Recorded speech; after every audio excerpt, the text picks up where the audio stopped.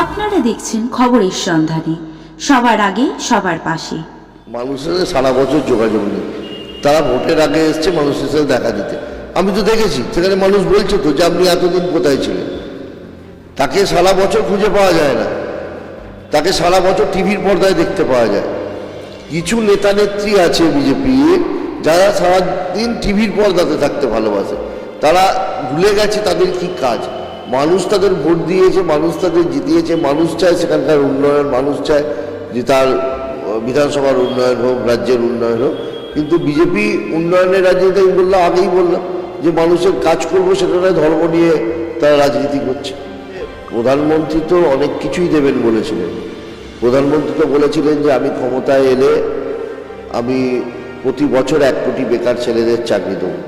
তো আজকে কত বছর হলো? 2014 থেকে 2025, আজকে 11 বছরে অন্তত 22 কোটি বেকার ছেলের চাকরি হওয়ার দরকার ছিল। সে চাকরি কোথায় গেল? সে চাকরি নেই। প্রধানমন্ত্রী বলেছিলেন যে আমি ক্ষমতায় এলে আমি কালো টাকা নিয়ে আসবো, সেই কালো টাকা কোথায় গেল? কাজেই যা যা আনবো বলেছে, যা যা করবো বলেছিল 15 লক্ষ টাকা করে প্রত্যেকের ব্যাংক অ্যাকাউন্টে দেবো, সে টাকা কোথায় গেল? ভোটের আগে সবই জুমলা, সবই গল্প। কাজে ভোট মিটে গেলে আবার দেখবেন যেমন তেমন, যেমন চলছিল তেমন। কথা কাজ করে দেখালে বলবো হ্যাঁ, কথা দিলে উনি কথা ওরা রাখেন। দেখতে পাচ্ছেন চারিদিকে বিএলওরা আন্দোলন করছে, কারণ যেভাবে তাদের প্রেসারাইজ করা হয়েছে, যেভাবে প্রেসার দেওয়া হয়েছে, যে স্বাভাবিক ব্যাপার যে যে কাজটা 2 বছর 1 বছর সময় লাগে সেই কাজটা 1 মাসে করতে কতটা এফোর্ট দিতে হবে, কতটা করতে হবে। শুধু ফর্ম দেয়া নয়, ফর্ম ডিস্ট্রিবিউশন নয়, তার সাথে ফর্ম কালেক্ট করা, তার সাথে সেগুলো ডিজিটালাইজ করা, তার তো একটা মাধ্যম, তার সিস্টেম। তাতে আমার মনে হয় যে বিএলওরা যে আন্দোলন করছে সেই আন্দোলন খুব জাস্টিফাইড আন্দোলন। আর সাধারণ মানুষ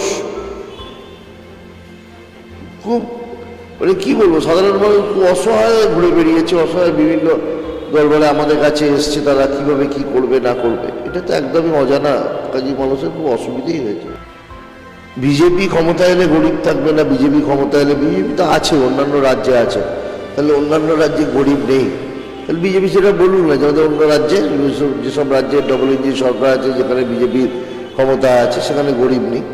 আর আরেকটা জিনিস বলি, সবটাই মানসিকতা, যে মানুষ যে যেভাবে নেয়। কারণ আমরা মানুষ, যার কাজ হচ্ছে হকারি করা, সে হয়তো তো বোঝেনি, সে হয়তো জানে না, সে হয়তো সেখানে তার প্যাটিস বিক্রি করে, যেমন অন্যান্য জায়গায় যায় সেভাবেই গেছে। তো এটাই হচ্ছে তার পরিচয়, এটাই হচ্ছে মানুষের পরিচয়, যে আমি কিভাবে ব্যবহার করব, কিভাবে তার সাথে কথা বলবো। কাজেই আমার মনে হয় যে মানুষের প্রতি একটা তার মানে শ্রদ্ধা, একটা ভক্তি থাকার দরকার, যে মানুষ হিসেবে যে যেভাবে মেরেছে। আমার তো মনে হয় যে একটা কুকুরের গায়ে আমরা এইভাবে হাত দিতে পারি না। তো সেই জায়গাটাকে বুঝিয়ে সরিয়ে দিতে পারতো, যে ভাই এই জায়গাটায় করো না, সরে গিয়ে করো, এই তো ব্যাপার ছিল। কিন্তু তারা তাদের পরিচয় দিল যে তারা মানে বিজেপি ধরুন ক্ষমতায় নেই, বিজেপি ক্ষমতায় এলে কি হতে পারে সেটা বাংলার মানুষের দেখা। আমরা তো দেখছি যে অন্যান্য জায়গায় মাছ বিক্রি করছে, সেখানে তারা বাধা দিচ্ছে, মাংস বিক্রি হচ্ছে, সেখানে তারা বাধা দিচ্ছে। তো বক্তব্য একটা, এটা পরিষ্কার, এ থেকে পরিষ্কার বোঝা যাচ্ছে যে বিজেপি যদি কোনোদিন পশ্চিমবাংলায় ক্ষমতায় আসে, পশ্চিমবাংলার মানুষ খাওয়া দাওয়া ভালোবাসে, পশ্চিমবাংলার মানুষ মাছ খেতে ভালোবাসে, মাছে ভাতে বাঙালি, পশ্চিমবাংলার মানুষ মাছ মাংস খেতে ভালোবাসে। তো সেই জায়গায় বিজেপি ক্ষমতা এলে তো বন্ধ করে দেবে। একটা রাজনৈতিক দল, তার তো অধিকার নেই যে তার কারোর গণতন্ত্রটা কেড়ে নেওয়ার। আজকে দেখতে পাচ্ছি যে বিজেপি ক্ষমতায় এসে মানুষের গণতান্ত্রিক অধিকার হারিয়ে ফেলছে। তারা চেষ্টা করছে তাদের মানুষের গণতান্ত্রিক অধিকার কেড়ে নেওয়া। তাদের কি এখতিয়ার আছে যে বাংলার মানুষকে তারা বলছে ক্ষমতায় এলে মাছ মাংস বন্ধ হয়ে যাবে? অন্য স্টেটে দেখতে পাচ্ছি তারা মাছ মাংস দিচ্ছে না, সেখানে তারা বাজার বিক্রি করছে, মাছ বিক্রি করে তাদের তুলে দিচ্ছে মারধর করে।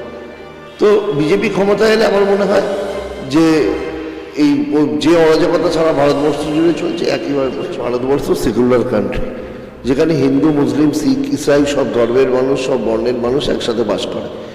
তো সেই জায়গায় দাঁড়িয়ে আজকে যারা উন্নয়ন নিয়ে কথা বলে না, যাদের কাছে কোনো ইস্যু নেই, যারা বাংলার মানুষের জন্য কিছু করেনি, যারা বাংলার মানুষের কথা ভাবে না, এমনকি বাংলার খেটে খাওয়া মানুষের টাকা আটকে রাখে, উন্নয়নের টাকা বন্ধ করে দেয়, তো তারা যদি আজকে ধর্ম নিয়ে রাজনীতি করে মানুষের আজকে একটা বিভেদ আনার সৃষ্টি করে, আজকে হিন্দু হিন্দু বিভেদ আনার চেষ্টা করছে, আজকে হিন্দু মুসলিম বিভেদ আনার চেষ্টা করছে, আজকে অন্য ধর্মের সাথে বিভেদ আনার চেষ্টা করছে, কাজে এই বিভেদের রাজনীতি, এই বিভাজনের রাজনীতি আমার মনে হয় না পশ্চিমবঙ্গে চলবে। কারণ পশ্চিমবঙ্গের মানুষ শান্তিপ্রিয় মানুষ, পশ্চিমবঙ্গের মানুষ জানে যে, তারা দেখে, তারা বোঝে যে বাংলায় শান্তি আছে, মমতা বন্দ্যোপাধ্যায় আছে বলে। কাজেই দেখুন, ধর্ম, আমরা আমাদের ধর্ম যেমন পালন করি, তেমন অন্য ধর্মকে আমরা সম্মান করি, রেসপেক্ট করি, এটা আমাদের কাজ, এটা আমাদের মানে করা উচিত বলে মনে হয়। আমি হিন্দু, আমি এই পরিচয় দেওয়ার তো আমার মনে হয় না যে আমার এতে আমার মনে হয় না যে আমার কোনো জায়গায় কোনো প্রবলেম আছে, কোনো আছে। আমি বলতে পারি জোর করে যে আমি হিন্দু, কোনো মুসলিম ভাই এই রাজ্যে বলতে পারে যে আমি মুসলিম, কেন তারা তাদের ধর্ম, তারা তাদের অনুষ্ঠান, তারা সব কিছু এখানে শান্তিপূর্ণভাবে পালন না। তারা আজকে এত সুষ্ঠু পরিবেশ, এই সুষ্ঠু পরিবেশটাকে নষ্ট করার চেষ্টা করছে এই পশ্চিমবাংলা, এই শান্তির যা পশ্চিমবাংলাকে অশান্ত করার চেষ্টা করছে। কোথায় কোনটা ইউজ হবে এটা আমার মনে হয় জানার দরকার আছে। আর যে বঙ্কিমচন্দ্র চট্টোপাধ্যায়, তাকে দাদা বলে ডাকবো, তো এটা তো আমাদের সেই কালচারে আমরা বিশ্বাসী নই। বাংলার কৃষ্টি সংস্কৃতি সম্বন্ধে বিজেপির কোনো ধ্যান ধারণা নেই। বাংলার কৃষ্টি, বাংলাকে স্বাধীন করতে, এখানে ভারতবর্ষকে স্বাধীন করতে হিন্দু মুসলিম সকলের অবদান ছিল। আজকে এই বাংলা কৃষ্টি সংস্কৃতির বাংলা, এই বাংলা রবীন্দ্রনাথ ঠাকুরের বাংলা, এই বাংলা নেতাজি সুভাষচন্দ্র বোসের বাংলা, এই বাংলা কাজী নজরুল ইসলামের বাংলা। কাজে এই বাংলাকে যারা মানে কি বলবো কলুষিত করছে সারা বিশ্বের কাছে এই ভারতীয় জনতা পার্টি। আজকে যে এই প্রকল্প, আজকে যে রেলের উন্নয়ন, আজকে যখন রেলমন্ত্রী ছিলেন মমতা বন্দ্যোপাধ্যায়, স্বয়ং রেলমন্ত্রী মমতা বন্দ্যোপাধ্যায়ের প্রকল্প এগুলো। রেল মমতা বন্দ্যোপাধ্যায় উন্নয়নের বাধা সৃষ্টি করে না, মমতা বন্দ্যোপাধ্যায় উন্নয়ন করেন। বিগত 34 বছরে যে উন্নয়ন হয়নি এই বাংলায়, বিগত এই 11-12 বছরে সেই উন্নয়ন করেছে মমতা বন্দ্যোপাধ্যায়, তৃণমূল কংগ্রেস, বামাটি মানুষের সরকার। এই মুহূর্তে আমরা এসে উপস্থিত হয়েছি হুগলি জেলার শ্রীরামপুরে, এবং শ্রীরামপুরে যিনি পরিচিত মুখ এজি বস, এজি বসের সঙ্গে আমরা কথা বলে নেব।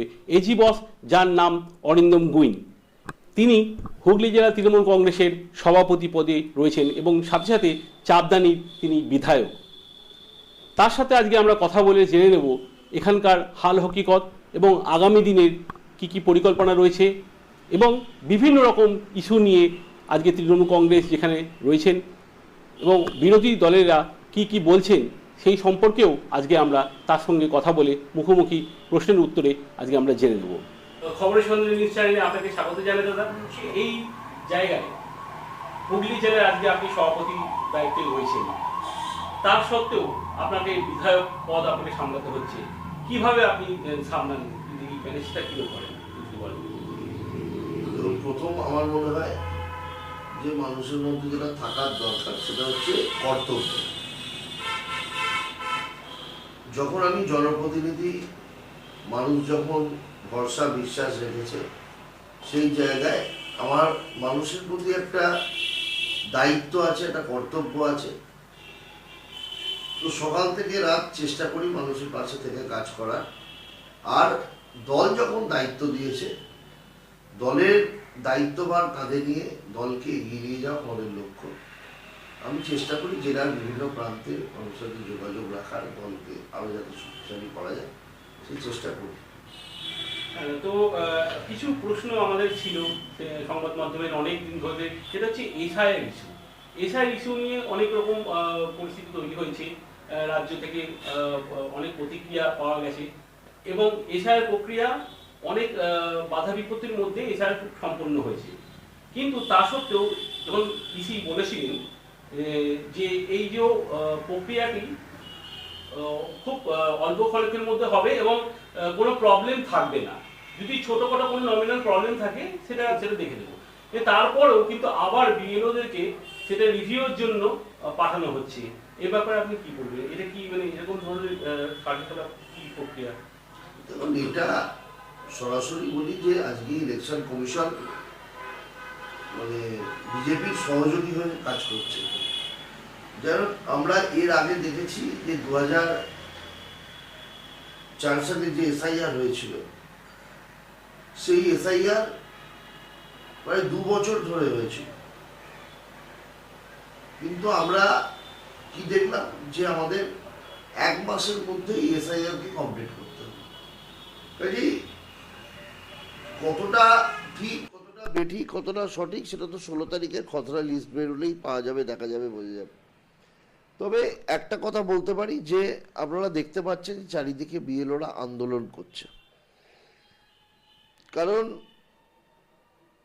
যেভাবে তাদের প্রেসারাইজ করা হয়েছে, যেভাবে প্রেসার দেয়া হয়েছে, যে স্বাভাবিক ব্যাপার যে কাজটা 2 বছর 1 বছর সময় লাগে সেই কাজটা 1 মাসে করতে কতটা এফোর্ট দিতে হবে, কতটা করতে হবে, শুধু ফর্ম দেয়া নয়, ফর্ম ডিস্ট্রিবিউশন নয়, তার সাথে ফর্ম কালেক্ট করা, তার সাথে সেগুলোকে ডিজিটালাইজড করা, তার তো একটা মাধ্যম, তার সিস্টেম। তাতে আমার মনে হয় যে বিএলওরা যে আন্দোলন করছে সেই আন্দোলন খুব জাস্টিফাইড আন্দোলন।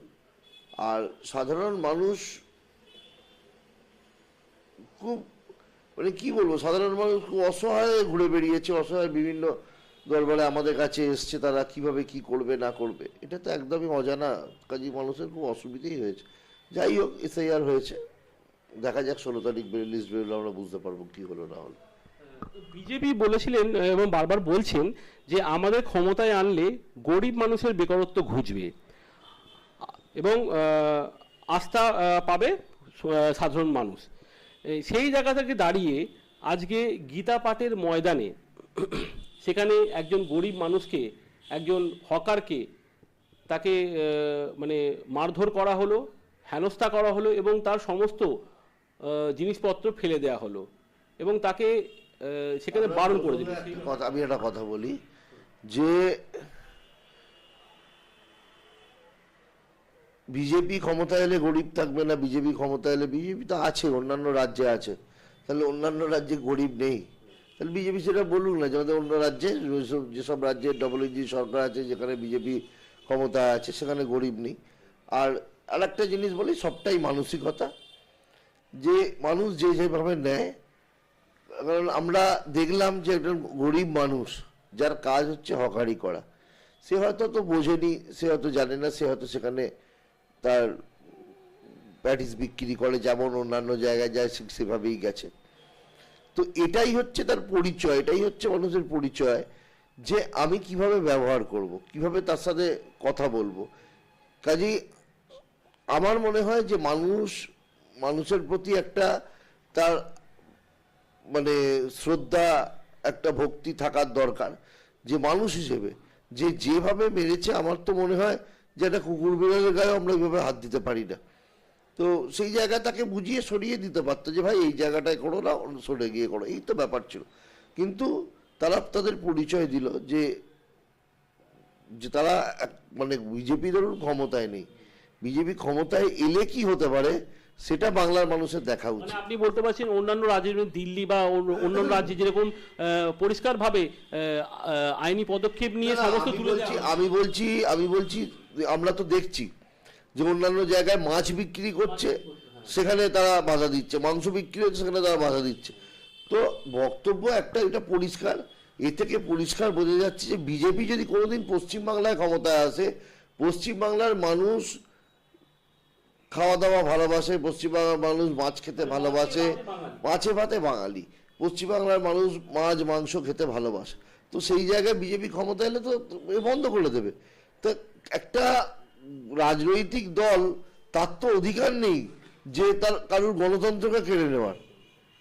আজকে দেখতে পাচ্ছি যে বিজেপি ক্ষমতায় এসে মানুষের গণতান্ত্রিক অধিকার হারিয়ে ফেলছে, তারা চেষ্টা করছে তাদের মানুষের গণতান্ত্রিক অধিকার কেড়ে নেওয়ার। তাদের কি এখতিয়ার আছে যে বাংলার মানুষকে তারা বলছে ক্ষমতায় এলে মাছ মাংস বন্ধ হয়ে যাবে? অন্য স্টেটে দেখতে পাচ্ছি তারা মাছ মাংস খেতে দিচ্ছে না, সেখানে তারা বাজার বিক্রি করছে, মাছ বিক্রি করে তাদের তুলে দিচ্ছে মারধর করে। তো বিজেপি ক্ষমতায় এলে আমার মনে হয় যে এই যে অরাজকতা সারা ভারতবর্ষ জুড়ে চলছে একইভাবে পশ্চিমবঙ্গে চলবে। আরেকটা জিনিস হচ্ছে হিন্দু হিন্দু ভাই ভাই এই স্লোগানকে কেন্দ্র করে প্রত্যেকে বিরোধী দলের নেতারা এটাকে ইস্যু করছে এবং তারা বলছে যে হিন্দুদেরকে তারা প্রাধান্য বেশি করে দেবে। এই ব্যাপারে কি বলবেন? সর্বধর্ম সমন্বয়ের প্রেক্ষিতে আপনি কি বলবেন? আমাদের ভারতবর্ষ সেকুলার কান্ট্রি, যেখানে হিন্দু মুসলিম শিখ ইসাই সব ধর্মের মানুষ সব বর্ণের মানুষ একসাথে বাস করে। তো সেই জায়গায় দাঁড়িয়ে আজকে যারা উন্নয়ন নিয়ে কথা বলে না, যাদের কাছে কোনো ইস্যু নেই, যারা বাংলার মানুষের জন্য কিছু করেনি, যারা বাংলার মানুষের কথা ভাবে না, এমনকি বাংলার খেটে খাওয়া মানুষের টাকা আটকে রাখে, উন্নয়নের টাকা বন্ধ করে দেয়, তো তারা যদি আজকে ধর্ম নিয়ে রাজনীতি করে মানুষের আজকে একটা বিভেদ আনার সৃষ্টি করে, আজকে হিন্দু হিন্দু বিভেদ আনার চেষ্টা করছে, আজকে হিন্দু মুসলিম বিভেদ আনার চেষ্টা করছে, আজকে অন্য ধর্মের সাথে বিভেদ আনার চেষ্টা করছে, কাজে এই বিভেদের রাজনীতি, এই বিভাজনের রাজনীতি আমার মনে হয় না পশ্চিমবঙ্গে চলবে। কারণ পশ্চিমবঙ্গের মানুষ শান্তিপ্রিয় মানুষ, পশ্চিমবঙ্গের মানুষ জানে যে, তারা দেখে, তারা বোঝে যে বাংলায় শান্তি আছে, মমতা বন্দ্যোপাধ্যায় আছে বলে। কাজেই দেখুন, ধর্ম আমরা আমাদের ধর্ম যেমন পালন করি, তেমন অন্য ধর্মকে আমরা সম্মান করি, রেসপেক্ট করি, এটা আমাদের কাজ, এটা আমাদের মানে করা উচিত বলে মনে হয় সবাই। তো সেই জায়গায় যে আমি হিন্দু, আমি এই পরিচয় দেওয়ার তো আমার মনে হয় না যে আমার এতে আমার মনে হয় না যে আমার কোনো জায়গায় কোনো প্রবলেম আছে, কোনো আছে। আমি বলতে পারি জলগোলা যে আমি হিন্দু, কোনো মুসলিম ভাই এই রাজ্যে বলতে পারে যে আমি মুসলিম, কেন তারা তাদের ধর্ম, তারা তাদের অনুষ্ঠান, তারা সব কিছু এখানে শান্তিপূর্ণভাবে পালন হয়। কাজেই এই একটা সুষ্ঠু পরিবেশকে নষ্ট করার চেষ্টা করছে তারা। আজকে এত সুষ্ঠু পরিবেশ, এই সুষ্ঠু পরিবেশটাকে নষ্ট করার চেষ্টা করছে এই পশ্চিমবাংলা, এই শান্তির যা পশ্চিমবাংলাকে অশান্ত করার চেষ্টা করছে। মিত্রা পল ওখানকার যারা মহিলা, তাদের কাছ থেকে উনি ধিক্কার পেয়েছেন এবং সেখান থেকে উনি বেরিয়ে যান।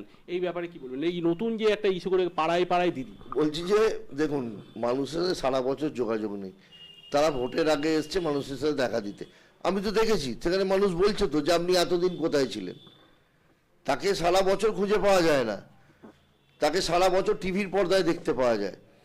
কিছু নেতা নেত্রী আছে বিজেপির যারা সারাদিন টিভির পর্দাতে থাকতে ভালোবাসে, তারা ভুলে গেছে তাদের কি কাজ।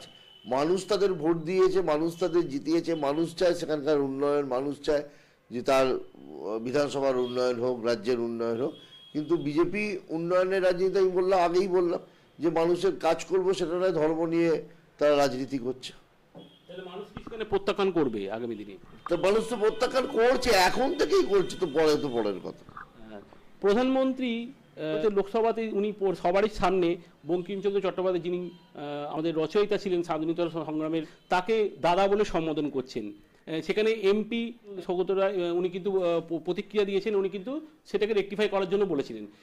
তারপরে তাকে সেখানে সরি বলে প্রধানমন্ত্রী, তারপরেও তিনি বলেন যে আপনাকে আমি দাদা বলতে পারি। তো এইটা, এই ব্যঙ্গ করার মানেটা কি দাঁড়ায়?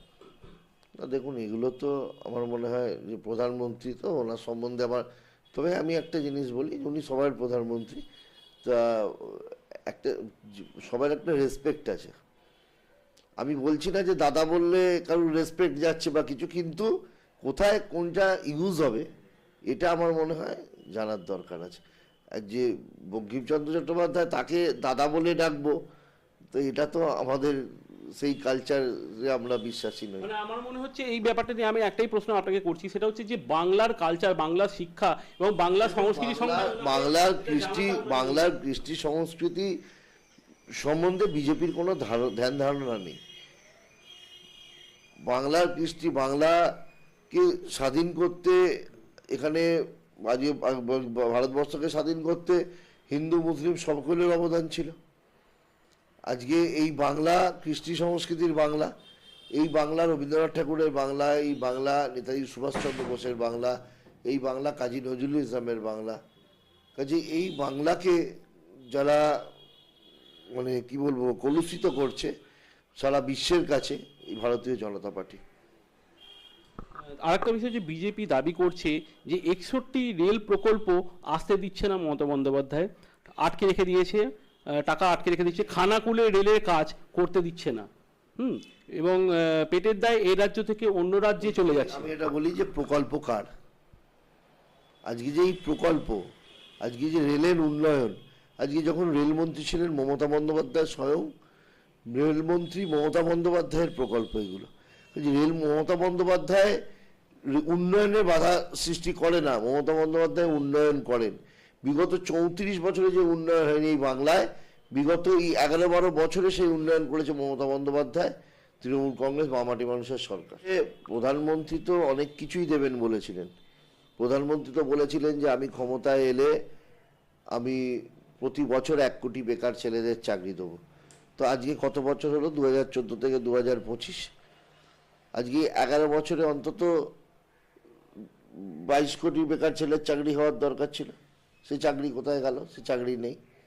প্রধানমন্ত্রী বলেছিলেন যে আমি ক্ষমতায় এলে আমি কালো টাকা নিয়ে আসবো, সেই কালো টাকা কোথায় গেল?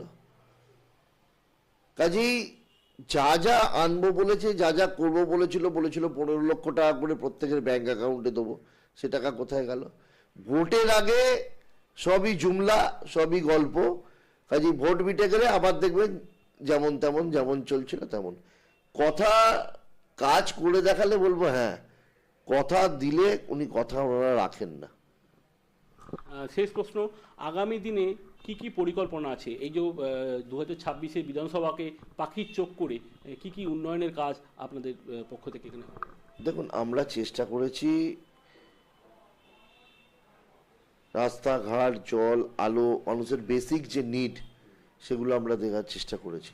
তার সাথে সাথে আপনারা জানেন যে আজকে ছোট বড় মাঝারি শিল্প পশ্চিমবাংলায় যে 34 বছরের বাম জামানায় তারা বন্ধ করে দিয়েছিল শিল্প, সেই জায়গা থেকে আজকে ছোট ছোট শিল্প, প্রচুর শিল্প এখানে তৈরি হয়েছে, প্রচুর শিল্প আজকে গড়ে উঠেছে। বহু বেকার ছেলে আজকে সুযোগ সুবিধা পেয়েছে, চাকরি পেয়েছে।